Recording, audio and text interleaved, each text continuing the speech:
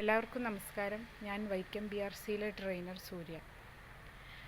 ജീവിതത്തിൻ്റെ എല്ലാ മേഖലകളിലെയും നിയന്ത്രണങ്ങൾ ഏർപ്പെടുത്തിക്കൊണ്ട് കോവിഡ് കടന്നു വന്നപ്പോഴും പൊതുവിദ്യാഭ്യാസ വകുപ്പും സമഗ്ര ശിക്ഷ കേരളയും കുട്ടികളുടെ പഠനാന്തരീക്ഷം നിലനിർത്തുന്നതിൽ വലിയൊരു കുതിച്ചുചാട്ടമാണ് നടത്തിയത്.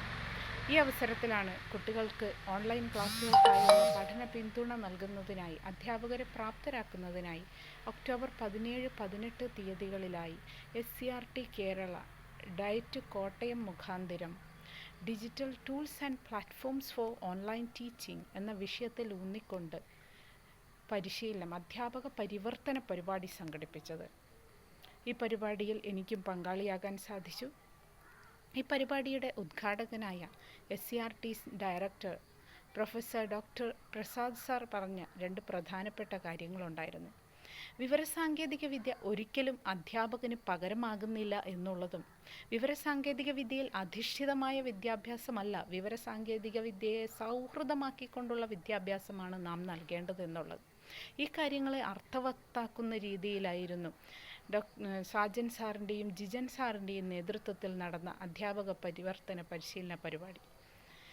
അധ്യാപകർക്ക് ഉപയോഗിക്കാവുന്ന വിവിധതരം വെബ്സൈറ്റുകളും ആപ്പുകളും പരിചയപ്പെടുത്തുകയും അവ പ്രയോഗിച്ചു നോക്കുന്നതിനുള്ള അവസരം കൂടി ഈ ക്ലാസ്സിൽ നൽകുകയുണ്ടായി.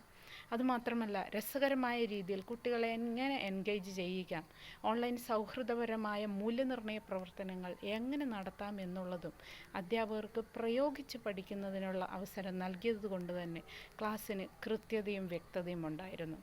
ഓരോ സെഷൻ്റെ അവസാനവും പങ്കാളികൾക്ക് സംശയ നിവാരണത്തിനുള്ള അവസരവും ഓരോ സെഷനും കൃത്യമായി ക്രോഡീകരിക്കുന്നതിനായി ഡയറ്റ് ലെക്ചർ കവിത ടീച്ചറുടെ നേതൃത്വത്തിലുള്ള ഡയറ്റ് ടീം അംഗങ്ങൾ വളരെയധികം ശ്രദ്ധിച്ചിരുന്നു.